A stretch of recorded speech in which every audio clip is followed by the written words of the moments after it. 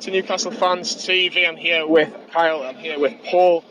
It is scoring the players which is outside Stamford Bridge, where Newcastle have just lost 1-0 to Chelsea. Unfortunately, it's been a defeat where we normally get defeats against Chelsea, unfortunately, but Newcastle did okay. But we'll touch about the players. Let's start with Martin Dubravka, Paul. Didn't have a lot to do, but whatever he did well. Could you have done better with the goal, maybe? In the second half, I thought he was one of our top performers. He had a few absolutely fantastic saves, especially and kept us in Pulisic, it. So I think he was one of our, as I say, top players up there with Jamal Lascelles. I would give him quite a high score today. I think it would be 8 out of 10. Really, really good. Kyle, do you think you could have done better with the goal or not? I don't think so. I think it was well past him, to be fair. The save that he made from Pulisic, though, 6 yards out, Pulisic should be really scoring that. So for me, I'd agree with Paul's score of 8. Yeah, did well. Yeah, DeAndre Yedlin? He struggled, didn't he? But I wouldn't put that down to his performance. I'd put that more down to Callum Hudson-Odoi's performance. From an England's perspective, I'm really impressed with him, man. He's a really good player, very direct, and had Yedlin very, very terrified at times. I'm going to put Yedlin down as a 5, but that's only because Odoi played so well. So I'm not slating Yedlin. I think he played okay, given Alonso and Odoi were overlapping each other and intertwining with each other, and it made it really difficult for him, especially when Almiron went off. So for me, I would definitely say I'd give a score of 5 or 6. What I give? What I give before 5? Fabian Schär, for me, I thought he was comfortable enough. I thought his passing was a little bit off today. Second half? There's a couple of times we had passes to, particularly Allan Saint-Maximin, and it just weren't going like normally would. I thought he was okay. I thought defensively it was alright. I think the defence will probably get the same amount of scores, but nothing spectacular from Fabian Schär today. I'm going to go 6 out of 10 for Fabian Schär. Jamal Lascelles. Nosebleed scarf in that one. Lascelles, again, I think he was up there with Dubravka. He was big, he was brave, he made block after block, header after header. How he hasn't got international recognition, who knows why. Today I thought he was up there with Dubravka, so I'll give Dubravka an 8, so I'll give Lascelles an 8 also. I thought he was showed cracking leadership on the park. Yeah.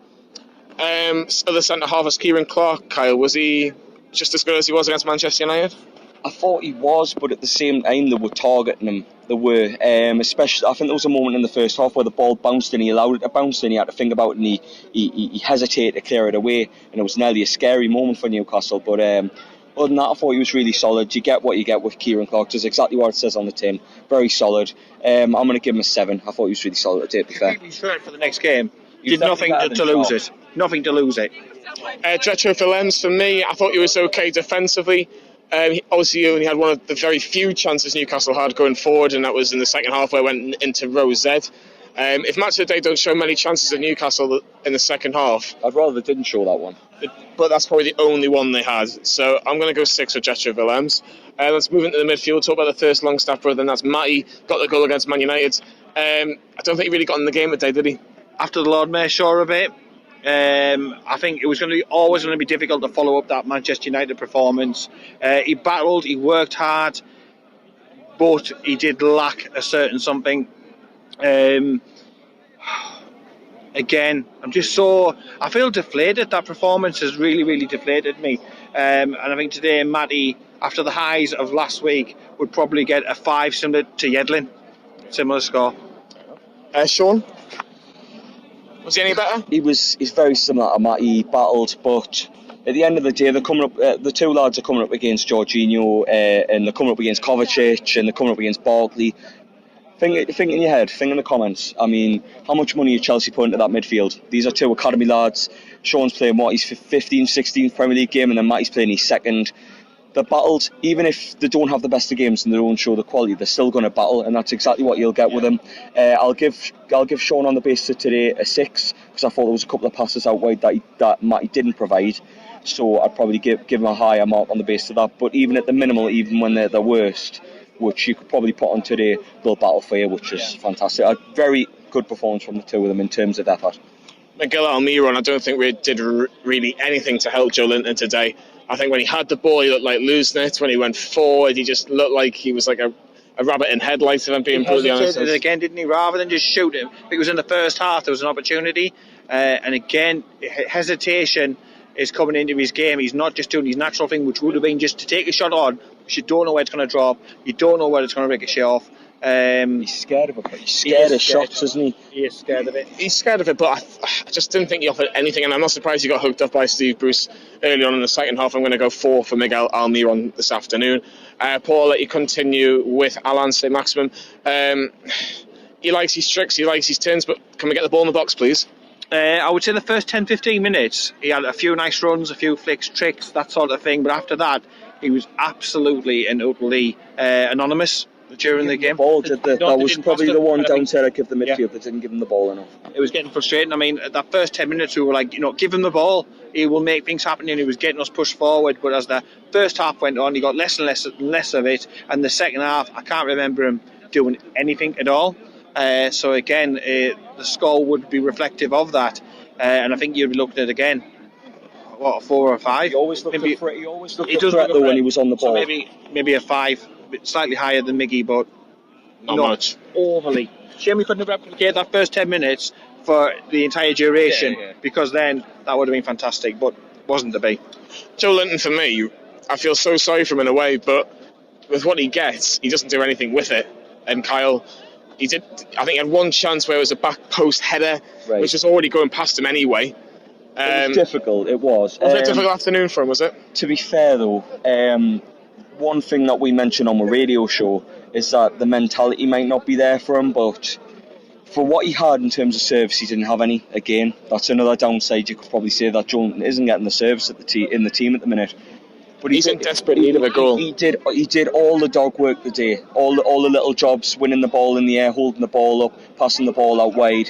I thought he did all right today, and I thought if the midfield helped him a bit more, then you would have seen a better Joelinton in the day. I'm going to give him a 6 because I thought he did all the nasty jobs that no striker wants to do today. So I think he did all right, to be fair. He's doing that criticism on board, hasn't he, from recent weeks? When people have been saying, look, you need to put a shift in, you need to get a sweat on, you need to show that heart. He definitely showed determination, an improvement in terms of his work ethic today and the track back and things like that. So they're off in the games where he's going to get service and things like that. That work ethic will shine through. But the striker's always judged on his goals, exactly. And that's the trouble, isn't it? Exactly. If you're hearing that he's only scored 1 goal this season, yes, it was a very important goal against Scotland, which he got the winner. But it's 1 goal in 9 games now in the Premier League, and that's not a good return. Was at the same point last season, and people that have watched this channel for more than the season know how much I love that bloke. So it took him a while to get going. Once he got that goal against Bournemouth last season, he really came into his own. So Joelinton just needs that goal, hopefully soon. But we paid £40 million. We didn't get a loan from West Bromwich Albion. With the way the league is now, Johnny, Bruce has got to sort the formation out. He's got to get support nearer the lad to give him the ammunition that he's going to need. He can find the net. He's proved that. It was a great goal against Spurs, but we need to see more of it. There's no doubt about it. Definitely. Not good enough at the moment. You gave him 6, didn't you? Yes. Okay, comments and do you agree with 6 out of 10 for Joelinton? The first substitution was Andy Carroll. Came on for Miguel Almiron. Did okay. Didn't do anything spectacular. Didn't have any chances. He was okay on the ball, but nothing really major from Andy Carroll. I'm going to go 5 out of 10. But then we had Christian Atsu and Dwight Gale. Did they deserve a mark? And I think they were only on for 5 minutes, both of them. No, I'd put any on both of them, to be fair. Yeah, frustrating. I would like to see substitutions made before the last 5 or so minutes. What's wrong in doing things a bit earlier? But when they come on, they didn't do anything anyway, let's be honest. Right, Steve Bruce. I don't think it can be too low of a mark. No, I don't think it'd be too low. I think it's a difficult one because I think for 70 minutes the plan was working, get a point, and then the focus on the Wolves game. But obviously, you look at the fact that we have lost this game. We didn't really do anything going forward. I don't think you're going to get many major highlights in terms of Newcastle if you're going to be watching your match of the days or whatever's on Sky Sports. You still don't see enough from him? No, it's a bit. I'm going to go meh. It's a bit meh at the minute. It's not really nothing to get excited about, but at the minute we're doing enough, aren't we? Yeah, and that's it. I mean, like I say, Steve Bruce, I would like to see a bit more passion on the touchline and a bit more, barking a few orders out and taking a few more risks a little bit earlier. But it was always going to be a difficult trip. We certainly haven't been humiliated. He did all right, but I agree with the meh. That's how I feel coming out of that today. It's like all day, isn't it? What I will say is, when Rafa came to the team, say it's away from home, that's how we would have played, and that was usually the outcome. We stayed in the game for a long period of time, but when one goal down, we hadn't a clue what to do. So it was very reminiscent of like a Rafa Benitez performance away from home against one of these big sides. Concede a goal, we very rarely get back into it. But in terms of effort, I think we're really good today. We just couldn't get enough bodies forward to cause so many problems. I think it was a comfortable afternoon for Chelsea. I don't know if the lads agree, but I'm going to go 5 out of 10 for Steve Bruce this afternoon. I would say that's fair. Yeah. 5 out of 10 for Steve Bruce. Get your ratings in. If you watched the game, what did you think? Do you think Newcastle pose any attacking threat if we watched a different game this afternoon? But can Newcastle bounce back with a win against Wolves next Sunday? It's a massive game. Remember, the radio show is back tomorrow night. Me, Lee, for sure, definitely be there. You there tomorrow, Paul? Possibly. That's a little teaser for you. Like and subscribe to Newcastle Fans TV, and we'll see you at the next video this afternoon.